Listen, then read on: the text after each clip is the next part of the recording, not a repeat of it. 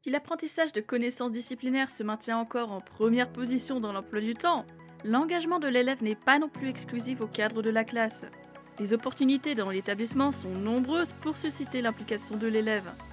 Avec ça, en quoi la présence des BDE et des MDL contribue au climat scolaire et à la formation de l'élève? Bienvenue sur Capsule Éducation, le podcast de l'AED décalé.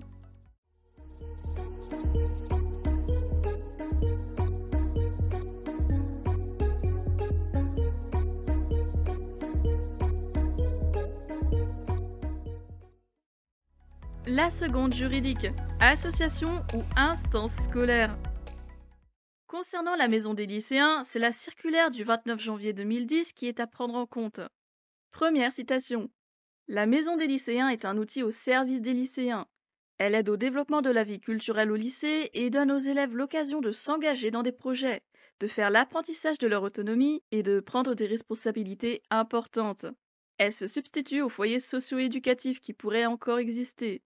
L'AMDL est une association qui rassemble les élèves souhaitant s'engager dans des actions citoyennes et prendre des responsabilités au sein de l'établissement dans les domaines culturels, artistiques, sportifs et humanitaires.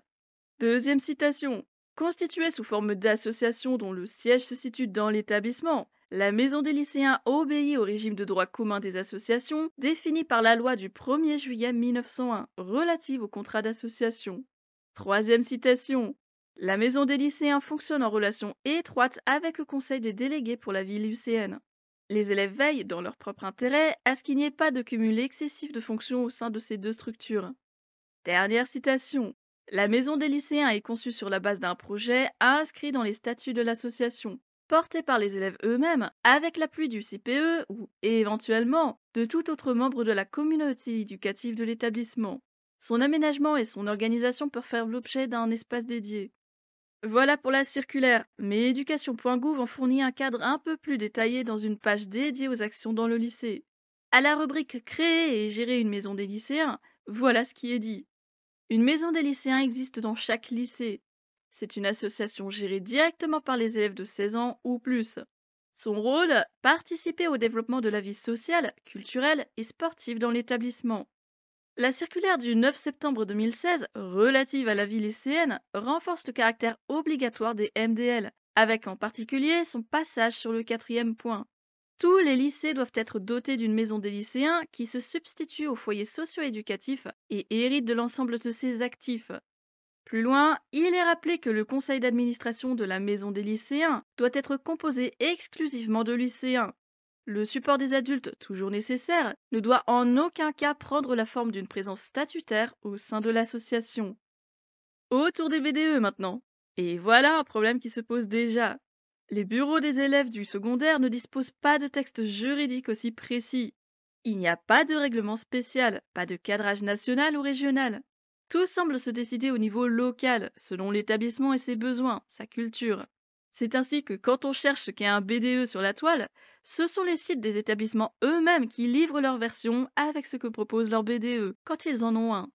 Même le BDE de l'enseignement supérieur, le bureau des étudiants, n'a pas de réglementation stricte. Prochain élément, la fameuse loi du 1er juillet 1901 relative au contrat d'association, et notamment son article 2 bis modifié en 2017. Tout mineur peut librement devenir membre d'une association dans les conditions définies par la présente loi. Tout mineur âgé de moins de 16 ans, sous réserve d'un accord écrit préalable de son représentant légal, peut participer à la constitution d'une association et être chargé de son administration. Il peut également accomplir, sous réserve d'un accord écrit préalable de son représentant légal, tous les actes utiles à l'administration de l'association, à l'exception des actes de disposition. Tout mineur âgé de 16 ans révolu peut librement participer à la constitution d'une association et être chargé de son administration. Les représentants légaux du mineur en sont informés sans délai par l'association, dans des conditions fixées par décret.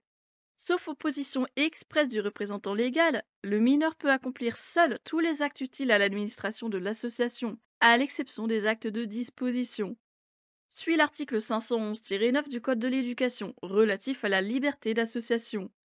Le fonctionnement à l'intérieur des lycées d'associations déclarées qui sont composées d'élèves et, le cas échéant, d'autres membres de la communauté éducative de l'établissement est autorisé par le conseil d'administration, après dépôt auprès du chef d'établissement d'une copie des statuts de l'association, sous réserve que leur objet et leur activité soient compatibles avec les principes du service public de l'enseignement.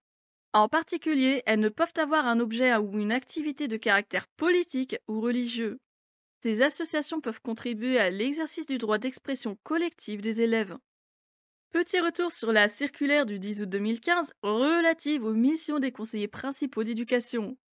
La rubrique Contribution à une citoyenneté participative dit que les CPE veillent à permettre une socialisation au sein de l'établissement par des moments de vie collective. Ils contribuent au développement de l'animation socio-éducative en apportant une contribution essentielle à l'élaboration de projets éducatifs et socioculturels. Ils peuvent participer à l'animation des heures de vie de classe et ils accompagnent les élèves dans l'apprentissage de la citoyenneté, notamment en les informant de leurs droits et responsabilités et de la capacité à les exercer dans les espaces de vie scolaire.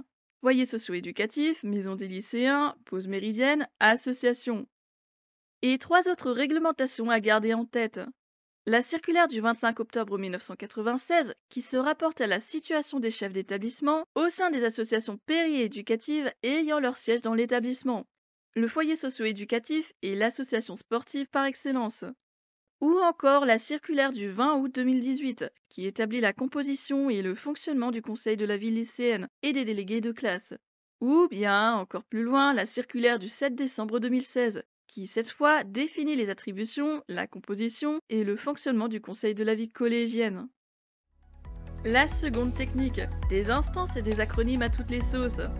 Le CVC et le CVL. Conseil de la vie collégienne pour l'un, Conseil des délégués pour la vie lycéenne pour l'autre, abrégé en Conseil de la vie lycéenne. Pas des associations, ce sont bien des instances de l'éducation nationale, avec circulaires et décrets pour les cadrer.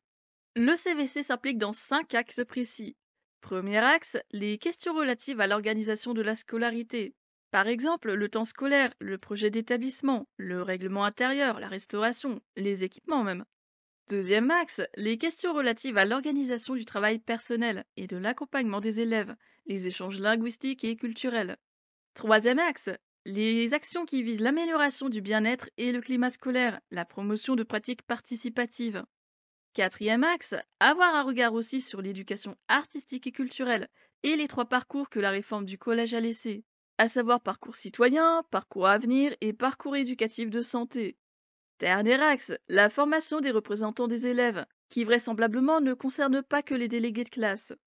En soi, c'est tellement vaste que ça en devient vague, mais le conseil de la vie collégienne est l'une de ces rares instances où les élèves ont la possibilité de s'exprimer et d'agir avec les personnels, qui composent le CVC d'ailleurs. Chef d'établissement en tant que président, des représentants d'élèves, au moins 2 représentants pour les personnels et au moins un représentant des parents d'élèves. Le nombre de membres du CVC doit être voté au conseil d'administration. Donc il peut y avoir 3 élèves comme 7, 5 personnels dont un enseignant, comme 10 personnels dont 8 enseignants, et ainsi de suite. C'est aussi une instance en lien étroit avec le conseil d'administration ou le conseil pédagogique, ou même la commission d'hygiène et de sécurité, et d'autres, d'où l'importance du CVC dans la vie de l'établissement. Sans surprise, le conseil de la vie lycéenne a les mêmes attributions et la même portée de réflexion. À quoi on peut quand même y rajouter l'information sur l'orientation, les études et les carrières, l'organisation d'activités culturelles, sportives ou périscolaires, et l'aménagement des espaces pour la vie lycéenne. Tout comme le CVC, le CVL est relié au conseil d'administration, au conseil des délégués, et rassemble la communauté éducative. Tout ce qui est dit et proposé doit être remonté aux autres instances, notamment le conseil d'administration. Mais écouter et prendre en compte n'implique pas obligatoirement de mettre en œuvre ce qui a été proposé. On pourra le constater tout à l'heure. Question composition, là encore c'est le chef d'établissement qui préside. En revanche, il doit y avoir 10 représentants des élèves qui restent au conseil pendant 2 ans. Ensuite, ce sont 10 représentants des personnels et des parents qui assistent au CVL à titre consultatif. Sur ces 10 adultes, 5 d'entre eux sont des personnels d'enseignement, d'éducation et d'assistance éducative ou pédagogique. 3 sont des personnels administratifs, sociaux et de santé, techniques, ouvriers et de services. Et les 2 derniers représentent les parents d'élèves. Le CVL se réunit sur convocation du chef d'établissement avant chaque séance ordinaire du conseil d'administration. Et incroyable, mais s'il n'y a pas au moins 5 représentants des élèves présents ce jour, le conseil doit être reporté. Le BDE, Bureau des élèves ou Bureau des étudiants, qui nous intéresse tant aujourd'hui. Est-ce que c'est moins formel que le CVC ou le CVL? Eh bien, absolument pour le coup, car le BDE n'est pas une instance obligatoire régie par la réglementation de l'éducation nationale. C'est une association, voire une simple initiative d'échange dans l'établissement.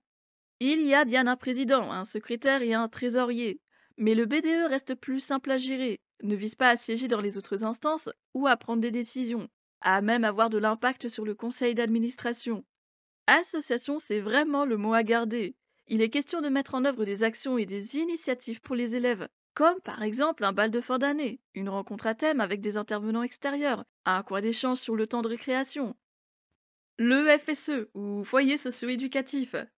Auparavant, le FSE était présent à la fois dans les collèges et dans les lycées.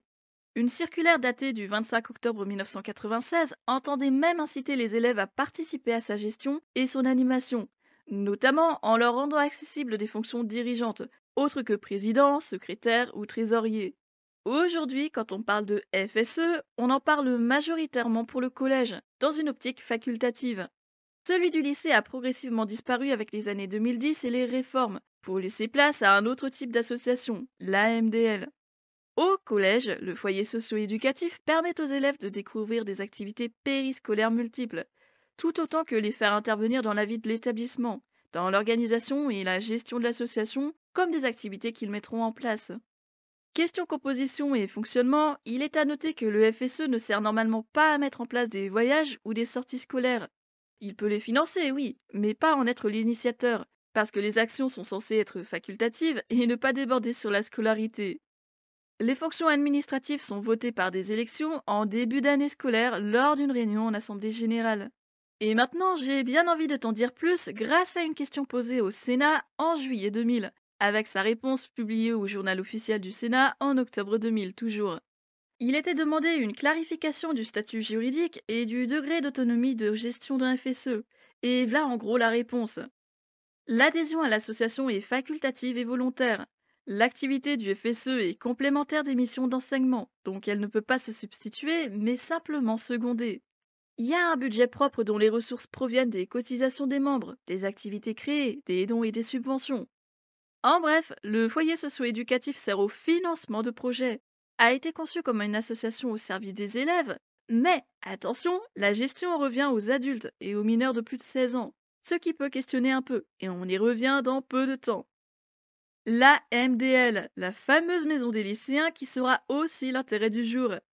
La MDL est supposée remplacer petit à petit tous les foyers socio-éducatifs encore en fonctionnement dans les lycées, pour avoir d'un côté le FSE du collège et de l'autre la MDL du lycée.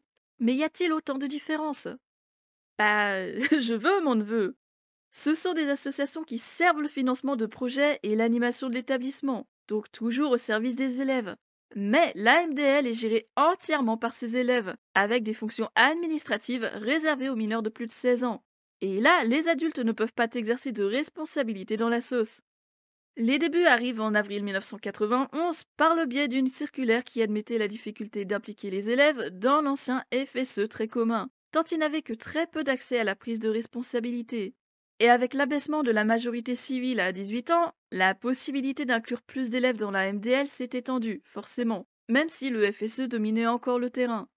Nouvelle suite en 2010 quand l'âge minimal pour prendre des responsabilités dans les associations passe de 18 ans à 16 ans, dans l'idée justement d'encourager les élèves à participer activement. Fini là toute petite histoire. Qu'est-ce qui définit une MDL? Quand le foyer socio-éducatif est facultatif dans le collège, les circulaires et recommandations du ministère mettent en avant le fait que chaque lycée doit accueillir UMDL pour développer et soutenir des initiatives sportives, humanitaires, culturelles ou caritatives. Bref, tout ce qui est de l'ordre de la citoyenneté et de l'animation. Avec un zeste de démocratie lycéenne, puisque quand il y a des fonctions administratives, il y a aussi des élections et un conseil d'administration en plus du bureau de l'association, avec assemblée générale qui se réunit au moins une fois par an.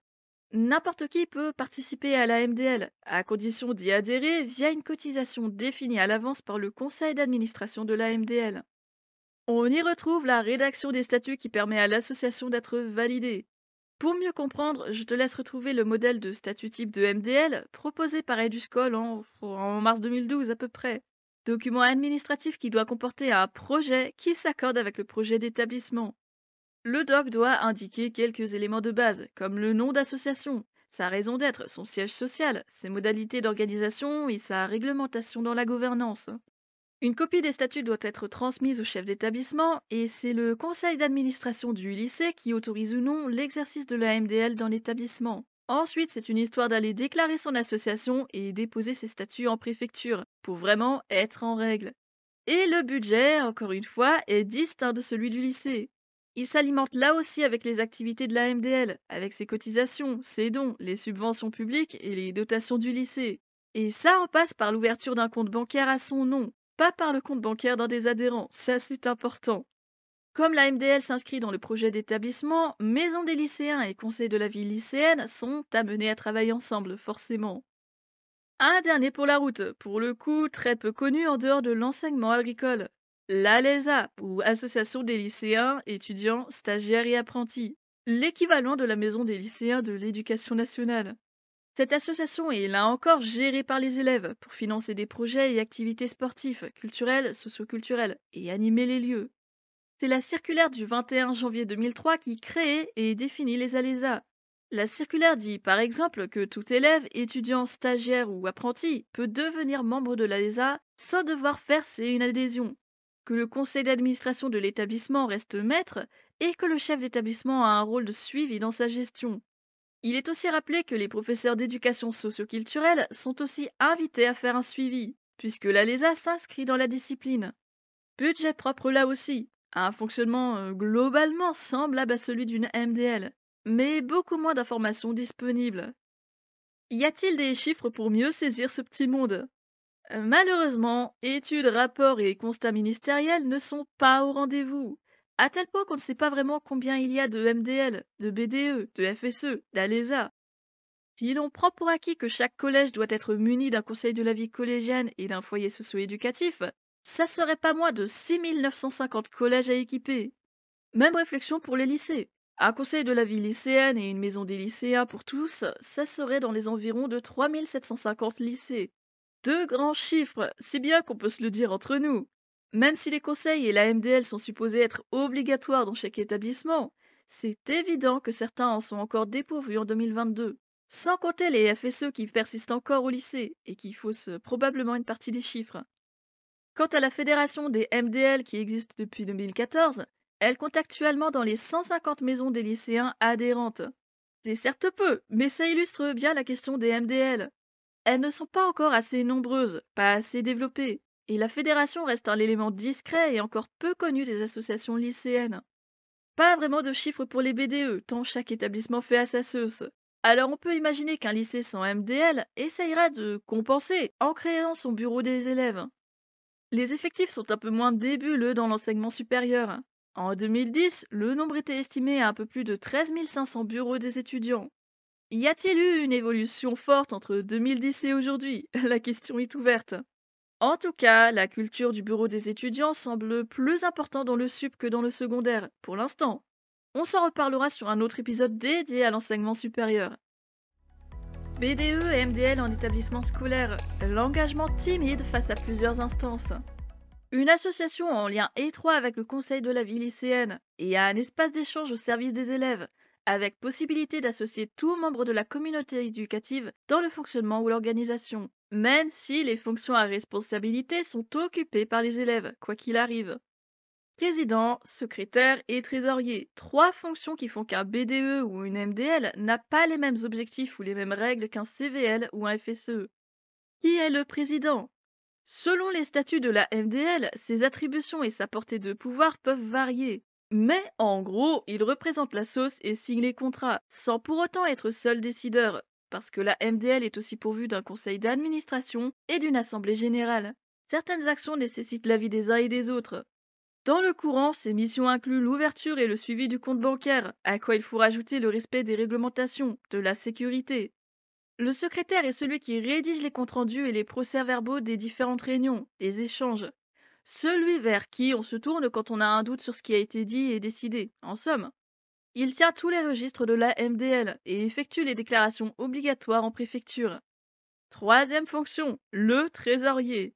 Assurance, signature du compte bancaire, suivi des paiements et de la tenue des comptes, c'est son lot. Avec la paperasse qui va avec, à savoir une comptabilité qui doit pouvoir justifier les mouvements de l'argent. C'est quasiment de la cogestion entre trésorier et président. Tous deux gèrent l'aspect financier, son suivi et son bon fonctionnement.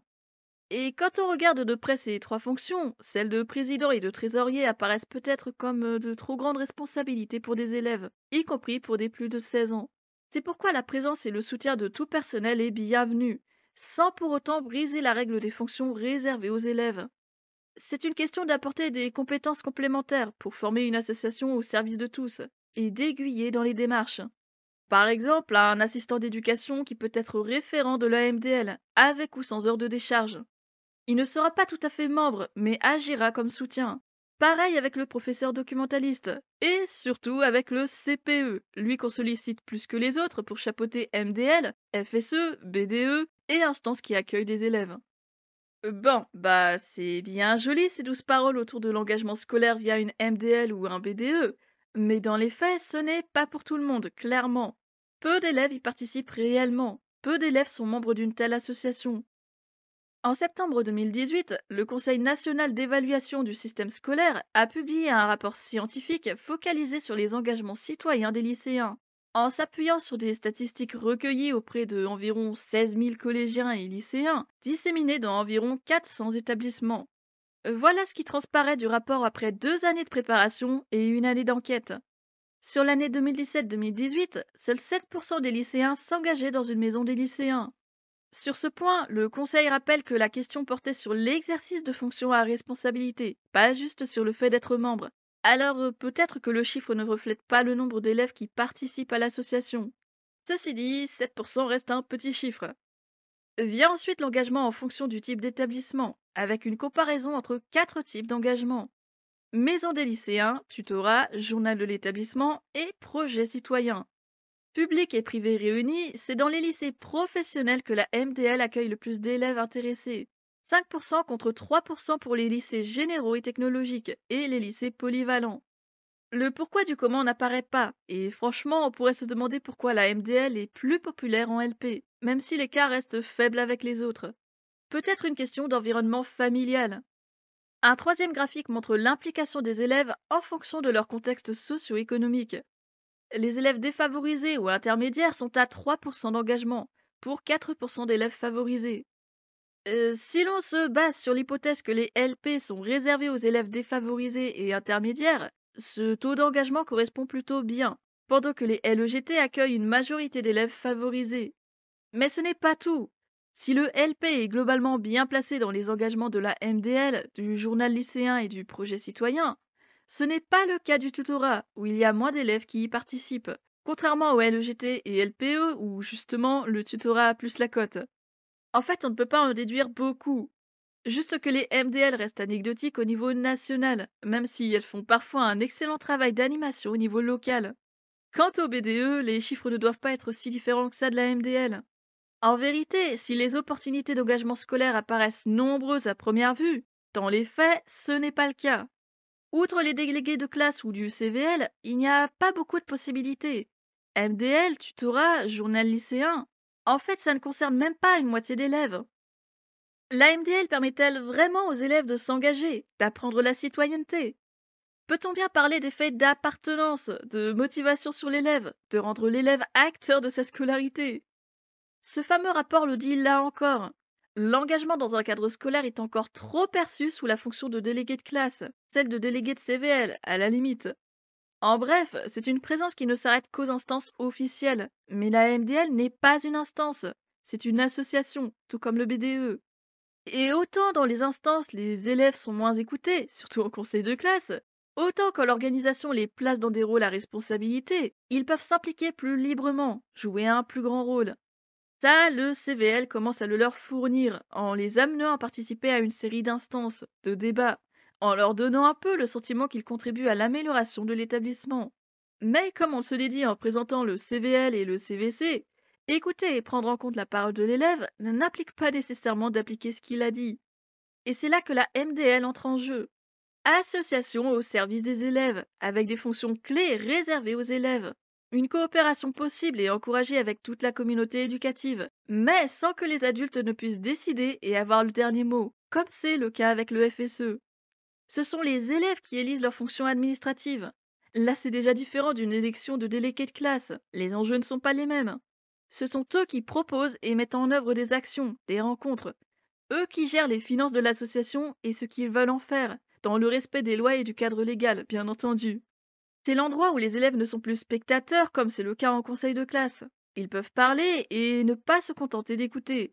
Pas de parents dans le lot, des personnels qui aident sans intervenir en tant que décideurs. Le local situé dans l'établissement est à leur image, un espace qu'ils aménagent selon les goûts, toujours dans le respect des lois et dans le respect des locaux, ceux-ci appartenant encore à l'établissement. Oui, pour le coup, ça implique que la MDL s'entende avec l'adjoint gestionnaire et le chef d'établissement pour l'usage des locaux, ou même celui du matériel. Mais après ça, le champ est à peu près libre, moins restreint que dans une instance. Cet argument de l'élève est libre de parler et se sent pris en compte est très important. Peut-être pas à nos yeux d'adultes, parce qu'on a déjà d'autres choses à faire, mais pour l'adolescent qui subit son emploi du temps et les règles, avoir cet espace et cette possibilité d'agir, cette certitude de savoir qu'il sera écouté, qui n'est pas qu'élève, c'est un élément de motivation en plus. Retour sur la citoyenneté, avec justement le respect des règles dans la MDL. Parce qu'il ne suffit pas de vouloir s'engager et de faire ce qu'on veut, sinon ça serait trop simple. Comment démontrer sa capacité à agir en citoyen? En rédigeant un règlement intérieur qui rappelle les indispensables, qui pose les bases. Par exemple, que ce soit les membres eux-mêmes qui rappellent qu'ils sont une association et pas une entreprise. Que c'est l'animation de l'établissement qui prime, pas le gain financier qui de toute façon ne va pas dans leur poche à eux, juste dans celle du compte bancaire de la MDL. Une façon de dire aux adultes qu'ils savent gérer un groupe, qu'ils peuvent amener une dynamique vivante et respectueuse malgré tout. Motivation et prise en compte, aussi fierté et prise de responsabilité. D'abord par les fonctions administratives, ensuite avec la fonction d'animation de l'établissement. Gestion de certains locaux tels que le foyer des élèves, une salle de musique, une cafétéria. Bref, des espaces sous la responsabilité de l'association, avec la propreté et le bon vivre qui vont avec. Parce que s'il y a des dégradations, c'est sur la MDL ou le BDE que ça retombe. Donc, quelque part, on leur retire la confiance, en plus des locaux. Prise de responsabilité parce que les élèves ne sont pas juste associés à des décisions. Ils sont encouragés à prendre des décisions eux-mêmes. Cet engagement associatif leur donne l'occasion de s'envisager en dehors du simple rôle d'élève que la scolarité leur confère. En fin de compte, on ne parle même plus d'apprendre la citoyenneté ou la démocratie scolaire. MDL et B2 s'avèrent être l'un des meilleurs endroits pour pratiquer, pour appliquer des principes et des apprentissages, pour exercer en tant que citoyen ou futur citoyen. Le projet est le leur, de A à Z, avec peu de présence adulte. Et le succès vient d'eux d'abord, puis de la réception de leur projet ensuite. C'est donc une fierté non négligeable qui les pousse à poursuivre. Et même si le succès est mitigé, il reste la fierté d'avoir été au bout. D'ailleurs, en parlant projet, la communication est à leur charge. L'association qui s'investit dans sa communication a plus de chances d'accéder au dit succès. Fierté de plus. Et prise de responsabilité en plus, parce que la com n'est pas ce qu'il y a de plus aisé en établissement scolaire. Et oui, même avec les réseaux sociaux. C'est même pire, il faut redoubler d'efforts pour qu'une action pique l'intérêt. Ça implique d'avoir de l'organisation, une stratégie, un travail collectif. En somme, ce qu'on va leur demander une fois dans le marché du travail. On s'emballe, on s'emballe. Faire partie d'une maison des lycéens, d'un bureau des élèves ou même d'une instance scolaire, c'est certes génial pour la citoyenneté et l'apprentissage de soi, des autres, les valeurs collectives et individuelles, mais c'est aussi inégalitaire sur qui accédera à telle fonction, encore trop peu répandu au vu des chiffres qu'on a pu voir, et surtout, on ne parle pas d'un travail à temps plein. Oui, l'élève dans l'établissement peut se mettre en avant, initier de l'animation et agir avec l'écoute, le soutien et la coopération de la communauté éducative. Mais avant d'être un citoyen engagé, l'élève est élève, tout simplement. Ces heures d'engagement, il doit les caser dans son emploi du temps sans sécher, sans que l'association ne prenne plus de place par rapport à la classe. En aucun cas, l'engagement citoyen ne peut se substituer à la scolarité. C'est pourquoi trouver le juste milieu peut poser problème. Et le fait est là aussi.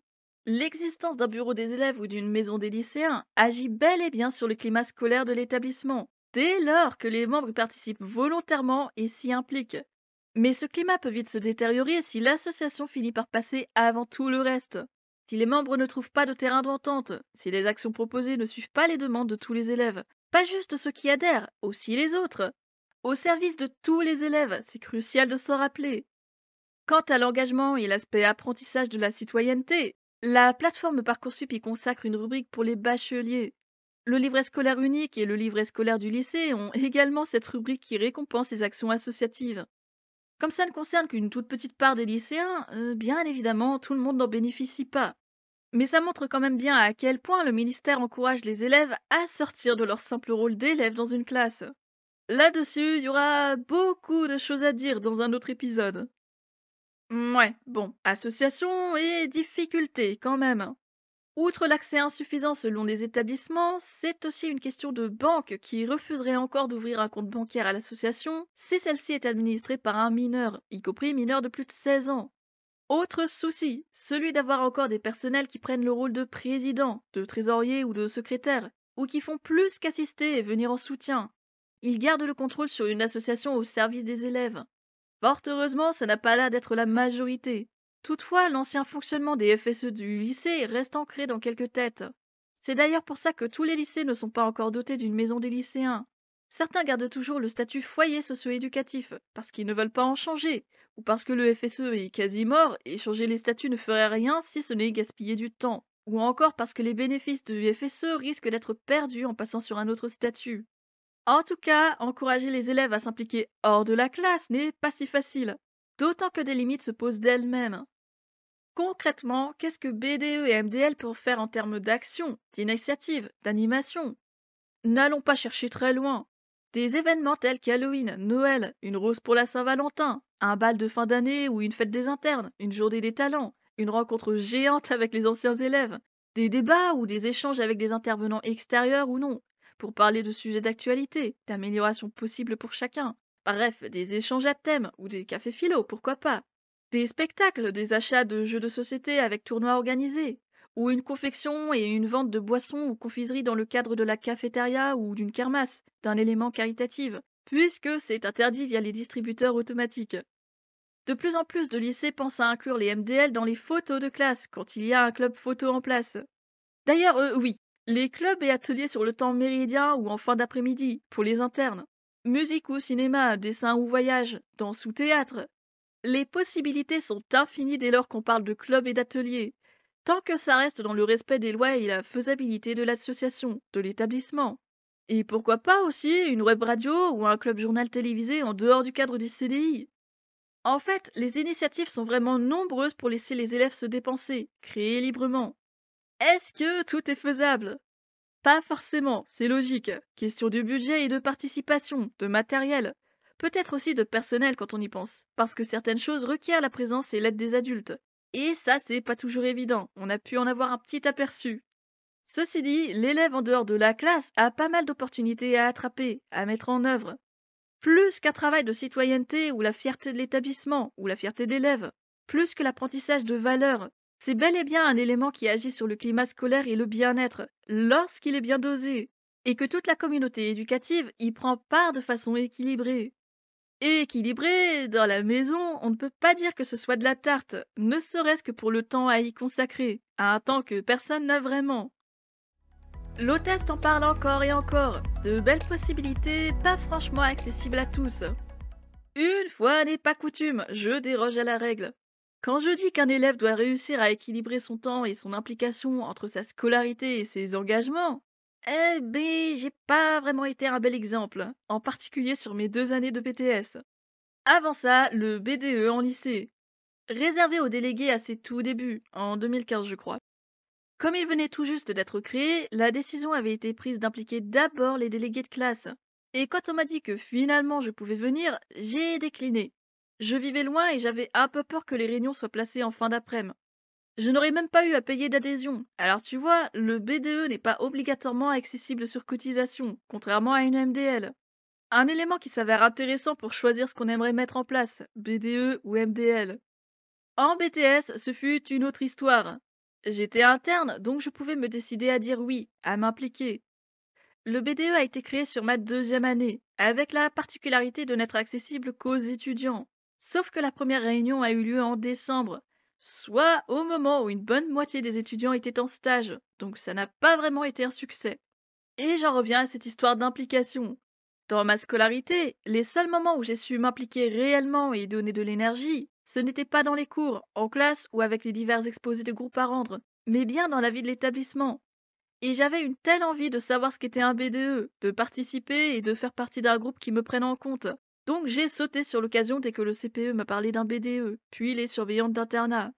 Dommage que ça n'ait pas fonctionné tout de suite.